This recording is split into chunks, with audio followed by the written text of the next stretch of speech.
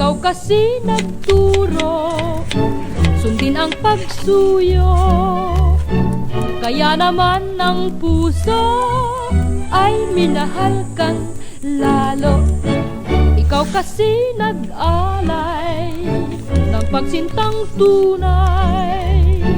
Nang tayo'y magkawalay, ay lumungkot ang buhay.